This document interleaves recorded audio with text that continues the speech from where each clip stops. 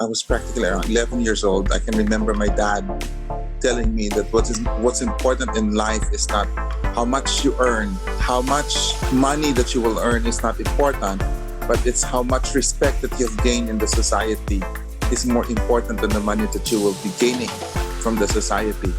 That's the value that he left me before he passed away 6 years after. So if you look at entrepreneurs as one of those who energizes the economy, that makes the money go round, that treats money like manure, that you need to spread it and encourage new things to grow, as Barbara Streisand said it in a concert, then the one spreading the manure, the money, is a hero in his own I really like right, that metaphor. and encourage them to bloom.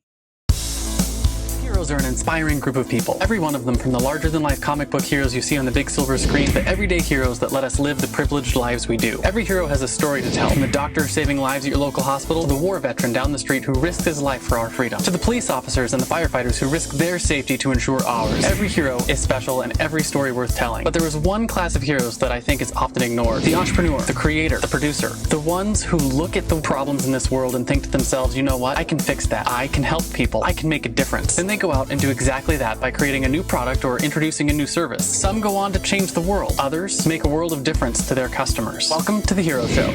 Join us as we pull back the masks on the world's finest heropreneurs and learn the secrets to their powers, their success, and their influence, so you can use those secrets to attract more sales, make more money, and experience more freedom in your business. I'm your host, Richard Matthews, and we are on in 3, 2, 1. Hello and welcome back to The Hero Show. My name is Richard Matthews, and today I have live on the line Samantha Tan. Sam, are you there? Yes, I'm here. Awesome. I'm so glad to have you here, Sam. So Sam is our first guest from the Philippines, and you're in Cagayan de Oro, is that right? Yes, that's right. And it's a privilege to be here and to be the first Filipino guest of this show. Awesome. I'm really glad to have you here. So I'm going to do a quick introduction for our audience who may or may not know who you are. So Sam is a retired lawyer, and you're working now as a real estate lessor and senior legal officer. And you've started volunteering and supporting cause advocacies like women's rights, issues on LGBT, and HIV awareness, just to name a few. So what I want to start with is, what is it that you're best known for now? What is it that your business is like? Who do you serve? And what do you do for them? Well, because I'm into real estate leasing and I lease out commercial spaces. So therefore, my interaction is primarily with local entrepreneurs. These are small scale, small, medium entrepreneurs. These are the ones who really work it hard, earned money, gained enough capitalization to be able to set up a business of their own with no business models to follow. And it is a business model that they've created by experience, basically. Awesome. And so you help them find places to operate in your city. Yeah. My business is I lease out my spaces. I own the spaces. I lease it out to them. Oh, okay, so that makes sense. I own several commercial spaces. I lease it out to them as their commercial venue. So that's where they will do their trading. So usually So that makes a lot of sense. Go ahead. So my lessees, my tenants are usually, I have a bake shop, an agricultural supply, and there's one Japanese surplus appliances company. And I have one who's into selling of motorbikes and bicycle parts and some basic grocery items. And the sixth one is basic market vegetables business. And another one is... you're in the business of supporting small businesses then? Sort of. It's like, I would call it a symbiotic relationship that if I would be able to help them out with their business, it's like a partnership. So if their business would grow, I would also grow. Yeah, makes a lot So of if sense. I, right? Because I earn from them, so I have to make sure that the lease that I will be giving to them, asking from them, would be something that would not be too expensive that I will kill their business, but it must be something that will start their business and propel it into become a very successful one. So I would rather have them stay with me longer than stay with me for just 6 months or 7 months and then close shop. Yeah, because it was too expensive or something. So Yes. I'm just because I'm curious, and we're in the middle of our whole global pandemic thing. How have your businesses that you've been have leased into your spaces? How have they been surviving through this whole pandemic? Well, I ironically, because most of my lessees are into the essentials like bakery, bake shop, selling of vegetables and grocery items, and bicycle parts, which is when there is a transportation problem, the local government would encourage them to use the bicycles instead of automobiles or taking the public transportation when it's not available. So they're essential. So they're open. They're allowed to do business. Nice. So they are the the movement of their items is not that fast as usual because people are in quarantine, but because they are engaged in a business that is a necessity, people will patronize them instead of other non-essentials. So they remained open. But for them to survive, I have to cut down the lease costs. So I have to give them some discounts on the months when we were in general quarantine. So Makes a lot of sense. instead of asking for the full amount, what I asked is I only asked for 50%. So I gave them a 50% cut. So instead of just suspending payment, what I did was I gave discount that would be equivalent to giving them that when the city was under general community quarantine, there would be no lease for them to pay. Because the rule of law in the Philippines, the rule is that if you're into leasing, you do not collect from April, May, and June, but you collect the sum total of those months starting July up to September, up to December. So say if one space is good for 20,000, that's around I think $400. Am I Mm-hmm. correct? $400. I don't know what the exchange rate is off the top of my head, but That's 20 grand around. Yeah, that's the least the cost of the rent. So instead of charging them 20,000 for that particular month of April, May, and June, I just collected 10,000. So instead of starting to collect the full amount when there was already a looser rule in quarantine, I still maintained the 50% off so that it would be equivalent to giving them a free rent from April, May, and June. So that's my way of supporting them, because if I will not be supporting them, both of us will sink. yeah. Both of us will die. So I would rather live on our respirator first, economic respirator, based on my savings, than kill the goose that lays the golden egg. Makes a lot of So sense. that's, mm-hmm.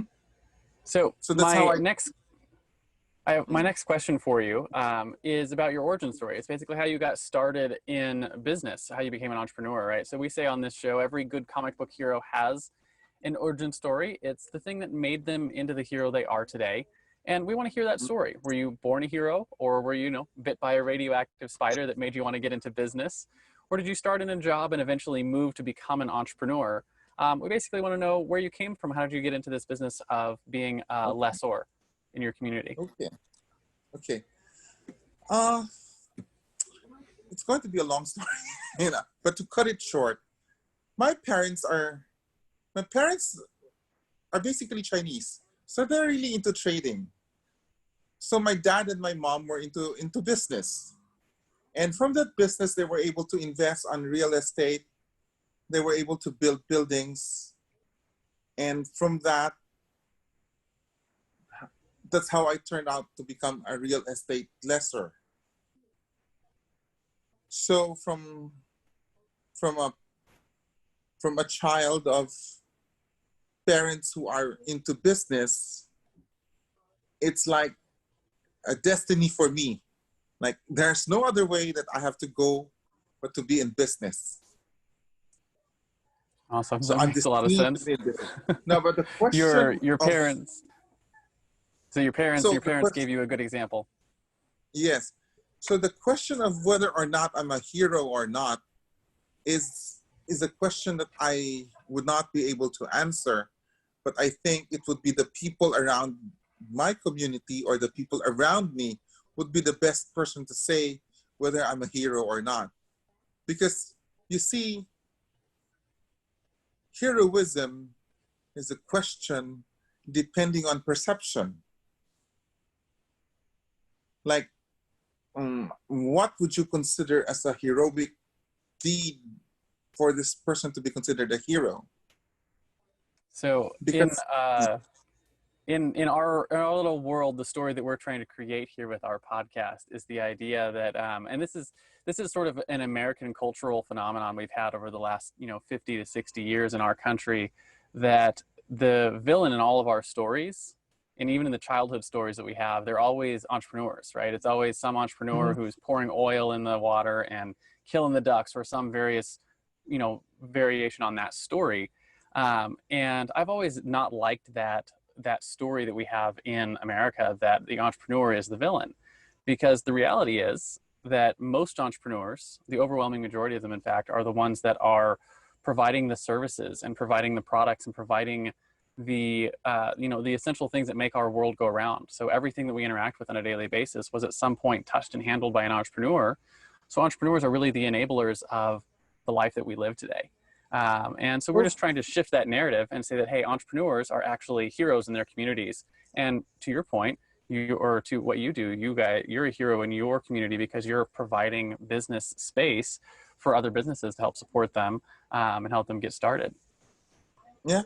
Uh, Funny thing, when I was probably around grade six, so I started sixth, grade one, so I was practically around 11 years old. I can remember my dad telling me that what's important in life is not how much you earn, but how much money that you will earn is not important, but it's how much respect that you've gained in the society is more important than the money that you will be gaining from the society.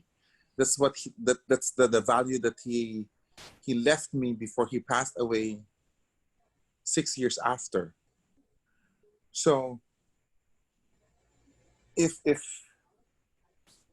if you look at entrepreneurs as somebody, as one of those who energizes the economy, that makes the money go round, that treats money like manure, that you need to spread it and encourage new things to grow, as Barbara Streisand would always say it, or said it in a concert, then the one spreading the manure, which is the money, is a hero in his own I really little like that right. metaphor. Uh-huh. Right? Yeah, that's a good metaphor. That if you're the entrepreneur is the one spreading the manure so they can help things grow.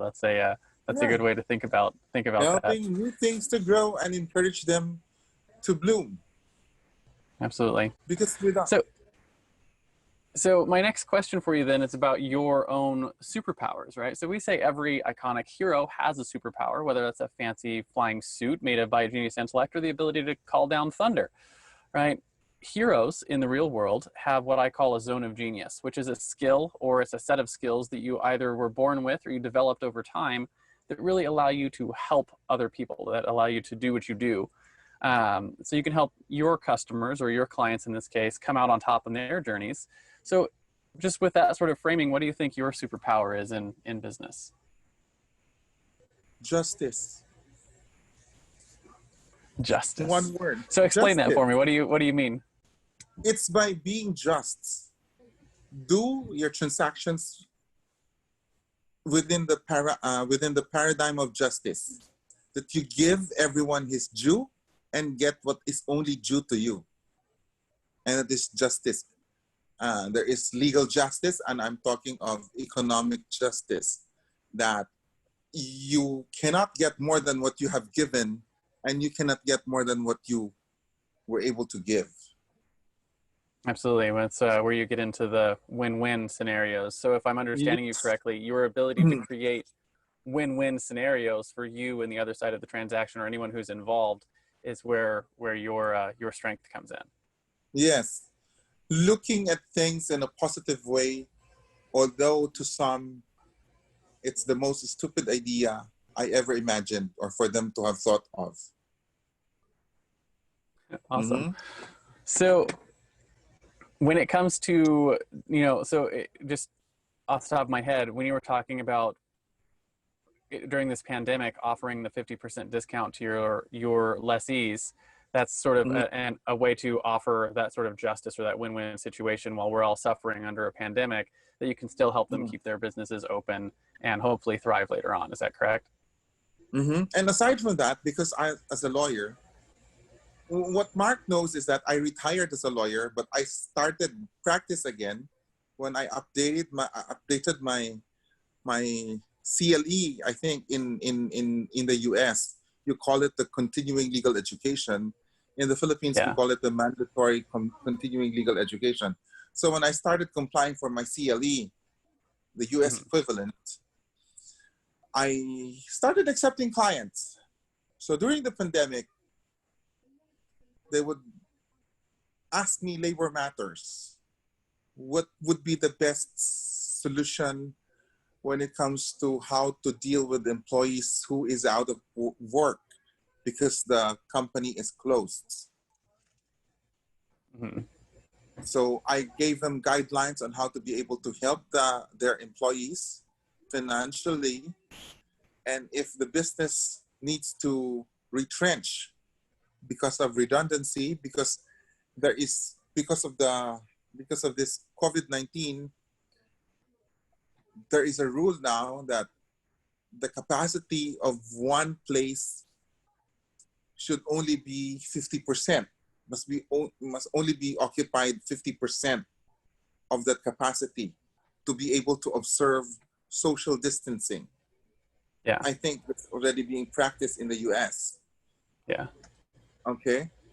So I gave them guidelines as to what kind of employees would you be targeting to retrench or remove first, so that there would be justice, that you will not be removing someone who has served you for so long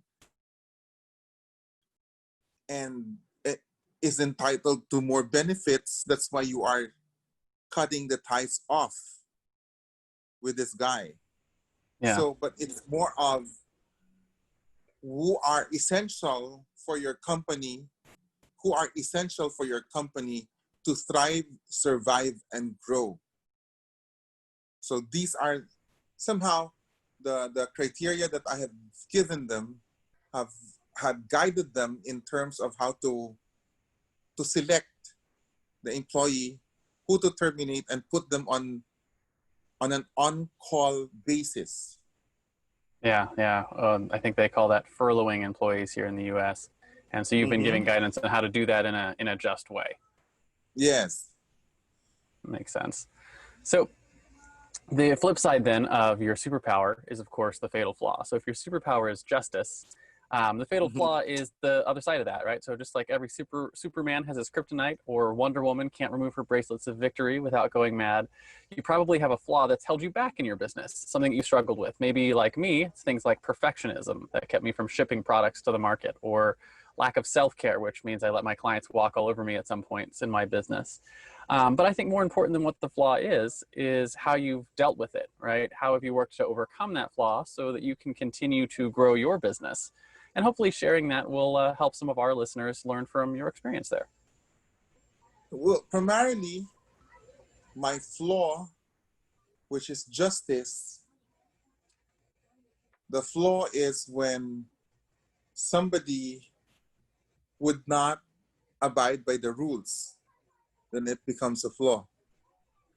But if you, it's going to sound negative, but if you weaponize the law, if you use the law to achieve the justice because somebody did not follow the rules, then it goes back to being equalized again.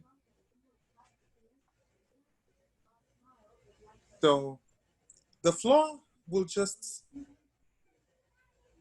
at the first glance, is a flaw, but again, with the principle of justice and equity, if you would just use the law to use the law to equalize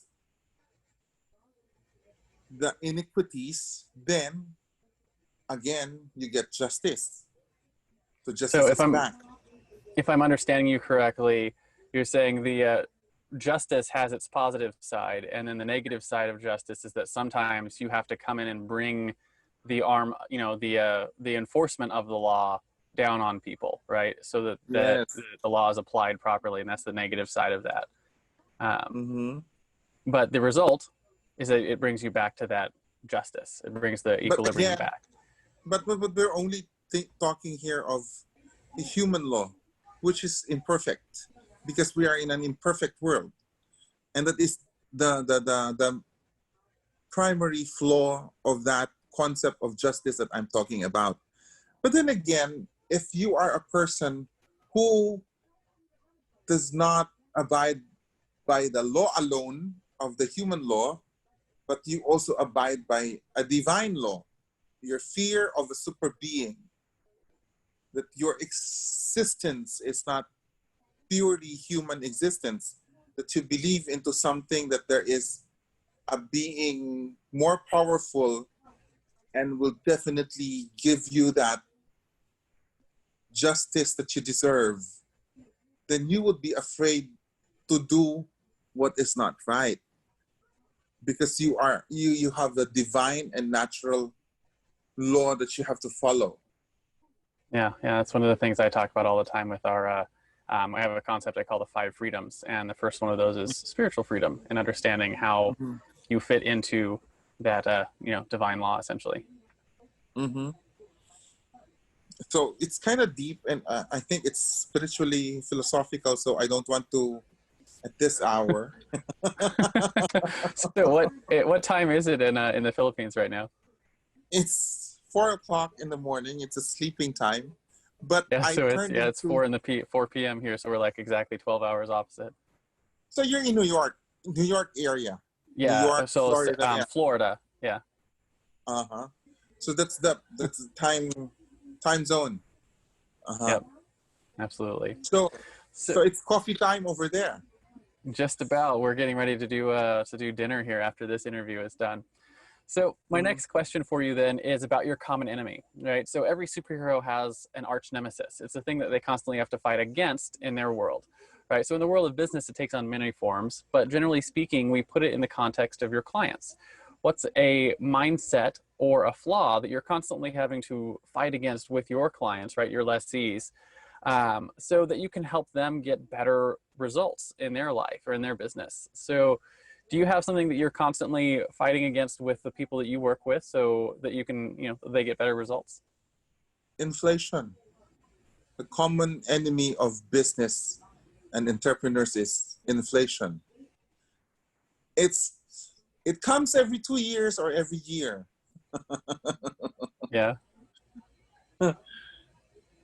And it's difficult for you, for somebody from my point of view, it's difficult for me to show them that it's important for me to have at least an increase across the board by reason of inflation. Yeah. For them, every increase is unreasonable. For a lessee, when the lessor would increase the rent, for a lessee, that's unreasonable. What they cannot understand is that you are not the only one who needs to survive. Yeah. I need to survive as well. I need to buy things that you are buying, like food. The food that you're buying costs the same thing, the same amount, if I'm going to buy the same food. But they cannot understand that. That the fact that the prices that they're selling are already increasing. So therefore, in the same way, they need to increase capitalization in terms of rent and inventory. Yeah. But they can understand that. It's a tough concept, right? Especially because almost, if I'm not mistaken, every currency in the world right now is backed by a debt-based currency, right? It's backed by the US dollar, which is a debt-based currency, which means that it is over time, as our Federal Reserve, as terrible as it is doing right now, is printing more and more money. The value of the currency is going down, and every other currency that's pegged their value to the dollar, which I believe the peso is one of those. Yeah, it's you know, as time goes on, the currency is worth less, so it takes more of it to purchase the same thing. So it's a difficult concept to understand, and I think as most people, most non-entrepreneurs, they don't look at the world and think, hey, if, you know, in our world, if I have, you know, a package of eggs costs $1 to, you know, this year, and then next year the package of eggs costs $1.50. It's not the eggs that got more expensive; it's the dollar that got less valuable. Yeah, it's the economy right? that's getting bad. Yeah, so the dollar, or, you know, the currency is actually getting less valuable because the value of the eggs didn't change, right? 12 eggs is 12 eggs, right? And it was 12 eggs last year, and it's 12 eggs this year. So if it now suddenly costs $1.50 to buy those eggs instead of $1, then you are. It's the value of the money that is not good. It's the value of the money that's going down. It's not the so value in the of the same good. way, yeah, in the same way, you know, your rent is going up because the dollar, you know, the peso, or it's a Philippine peso, right, is going down. So you have to increase rent to make up for that. Yes, and it's a different, it's a difficult concept to convey to lessee because to them it sounds whimsical and capricious and unreasonable. So how do you deal with that? Oh, I sit down with them and give them a talk for an hour. So I would usually ask them questions like, oh, how is your inventory with the flour for the bake shop? How much are you buying the flour per sack right now? And oh, it has gone up. Oh, what about your eggs? Oh, it has also gone up. I eat eggs. I need flour. And it costs the same. So I need to increase. It's interesting. It's interesting that you have to have these same discussions all over the world for deflationary currencies. Over coffee and cake. Nice. It has to be a friendly discussion, or else when it becomes antagonistic, then nothing positive will come out of it. So it has to be over coffee. And because Philippines is a tropical country, I do not serve hot or warm coffee. It has to be iced coffee. Nice. And so, just because I'm curious, does cake mean the same thing in Philippines as it does here in the U.S., or is it cake similar to the British cake, which I think is a different thing over in Britain? No, basically the cake that we eat. Because cake here is like a dessert, right? It's a thick Yes, dessert thing that you put it's a frosting on. yeah, a pound cake or a loaf of butter cake or a cheesecake or a chocolate Mm, moist cake. hmm So we that usually sounds good. match I it with think if you're going to have a discussion about finances, that's a good way to do it, is over cake. it's, sweet things make people have emotional rush, and when you are emotional, you do not become rational. So I catch them off guard. I think there's So some secret messages for people who have to have tough conversations you about just have doing it over coffee and cake in the future. you put their defenses down, Yeah. right? So when it's over coffee, somebody would tend to put down the barriers. They tend to relax because the smell of coffee is very relaxing, and the look of a very delicious, luscious dessert is very inviting. So the negative energies are now turning into really positive. Makes a lot of sense. And now, a quick word from our show's sponsor. Hey there, fellow podcaster. Having a weekly audio and video show on all the major online networks that builds your brand, creates fame, and drives sales for your business doesn't have to be hard. I know it feels that way because you've tried managing your show internally and realize how resource intensive it can be. You felt the pain of pouring 8 to 10 hours of work into just getting 1 hour of content published and promoted all over the place. You see the drain on your resources, but you do it anyways because you know how powerful it is. Heck, you've probably even tried some of those automated solutions and ended up with stuff that makes your brand look cheesy and cheap. That's not helping grow your business. Don't give up though. The struggle ends now. Introducing Push Button Podcasts, a done-for-you service that will help you get your show out every single week without you lifting a finger after you've pushed that stop record button. We handle everything else: uploading, editing, transcribing, writing, research, graphics, publication, and promotion, all done by real humans who know, understand, and care about your brand almost as much as you do. Empowered by our own proprietary technology, our team will let you get back to doing what you love while we handle the rest. Check us out at pushbuttonpodcast.com/hero for 10% off the lifetime of your service with us, and see the power of having an audio and video podcast growing and driving micro celebrity status and business in your niche without you having to lift more than a finger to push that stop record button. Again, that's pushbuttonpodcast.com/hero. See you there. And now, back to the Hero Show. So the flip side then of your common enemy is inflation, is your driving force, right? So just like Spider-Man fights to save New York, or Batman fights to save Gotham, or Google fights to index and categorize all the world's information, what is it that you fight for? What's your mission, so to speak, for your business? Oh, my mission is I'm a very self-centered entrepreneur. My mission is I want my lessees, my tenants, to grow so that I will grow. Because if they grow, I will be living a more comfortable life. I would not be looking for another tenant to take my space. So I will do my best. So I always make it known to them before we sign up we sign the contract, before I ink a deal with them. I have to make sure that they understand that I am their partner, not their enemy. That I am part of their capital investment. That they have to be kind to me so that I will be kind to them. So it has to be a mutual relationship. Yeah, it's back to that win-win justice thing. Like, hey, I'm here to help you grow. When you grow, I grow. Yes. And stuff like that. So just because I'm curious about this, are you looking to expand your the number of what do you call them, like commercial spaces you have, so you can have more lessons? I've expanded from Cagayan de Oro to Manila, but in Manila I started with residential flats. Okay. So you're investing in Cagayan de Oro and Manila. Those are on 2 separate islands, right? 2 separate islands, major islands. Manila is in Luzon. Cagayan de Oro is in Mindanao. Mindanao is down south. Manila is up north. So again, just curiosity here, because I've never gotten to visit the Philippines. Do you fly between islands or do you boat between islands? I used to, but as of the moment, I couldn't fly.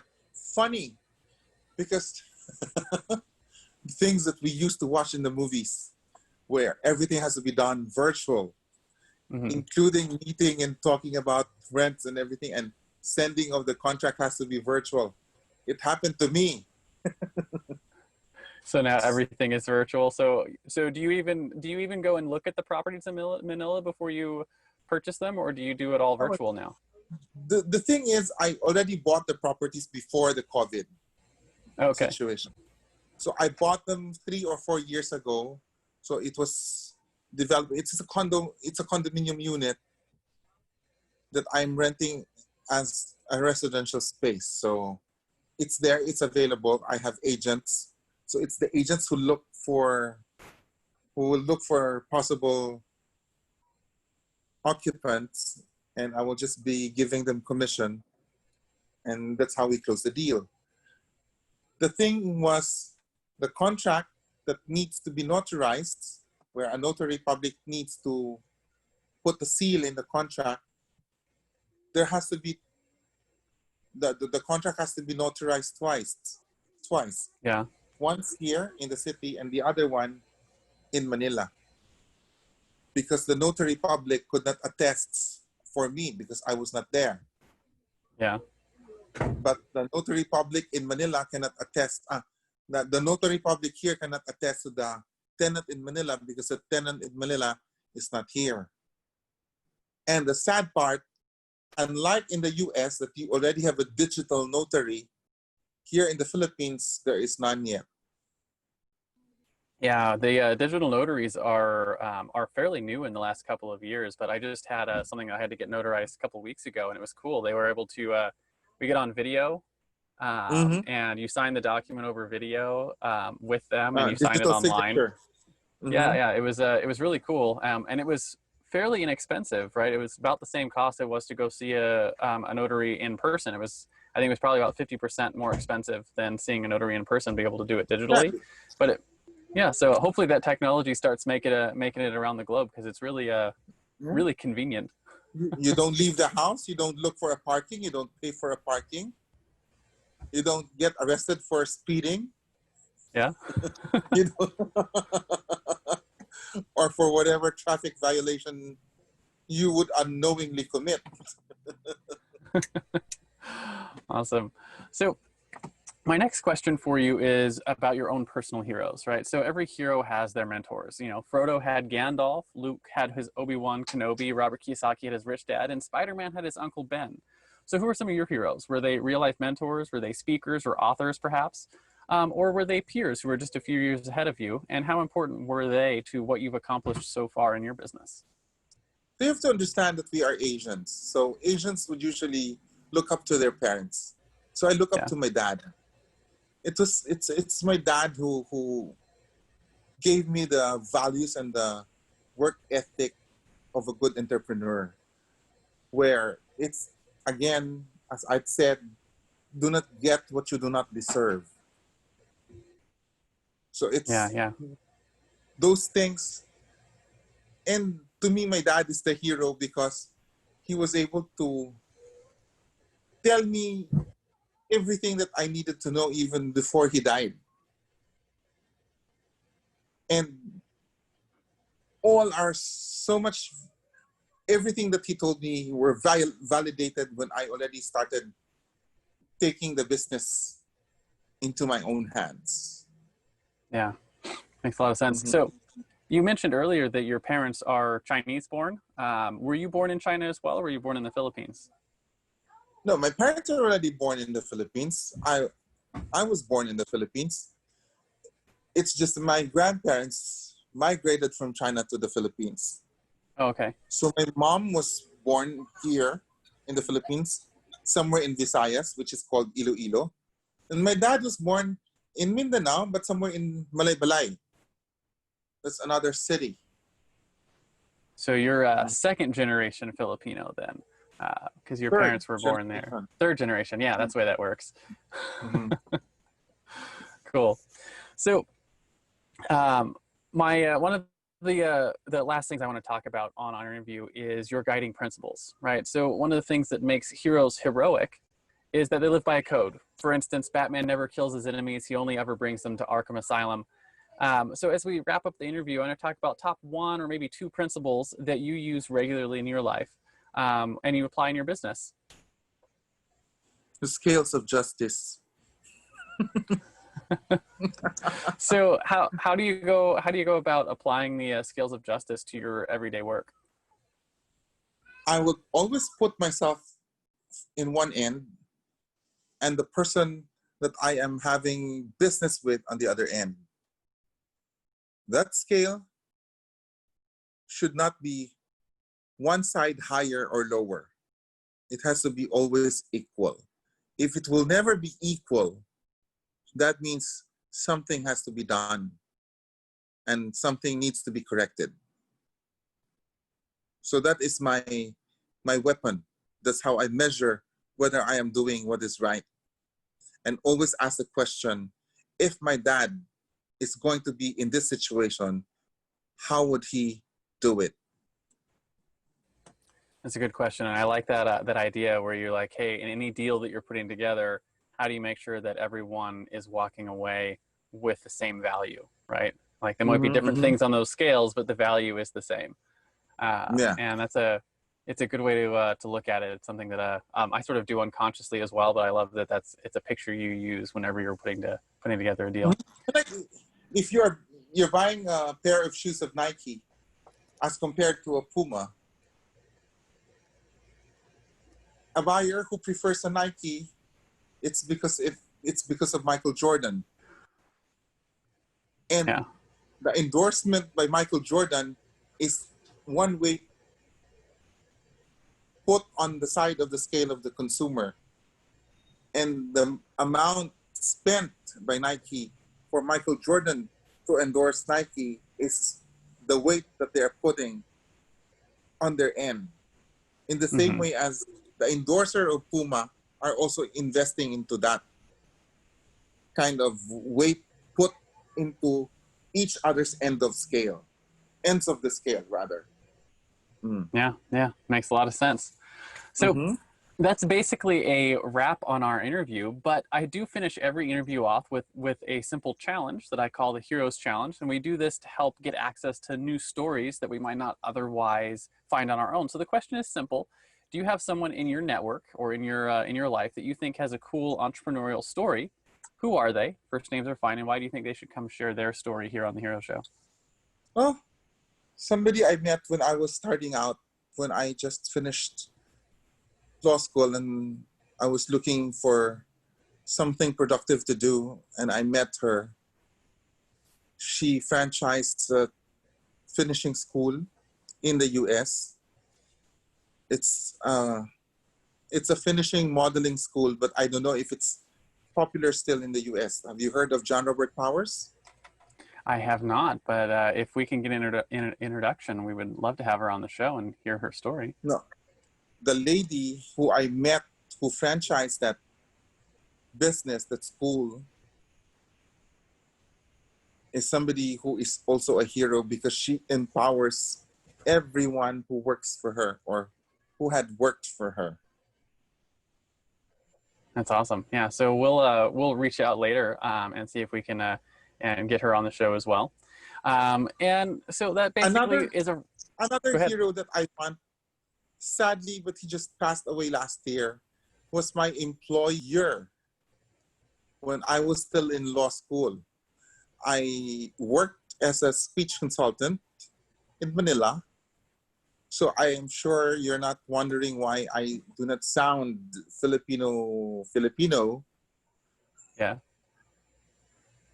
So he has this very wonderful work ethic that if you want to encourage people to have self-confidence, you do not tell them what is wrong with them, but you tell them what is good about them and pound on that what is good and what needs to be improved. but never say what is wrong. And that is what he called as creative speech. Because according to him, there are two kinds of speeches. There is what you call as a creative and a destructive speech. So he would always, as speech consultants, we would go through a training with him for several hours. He trained us to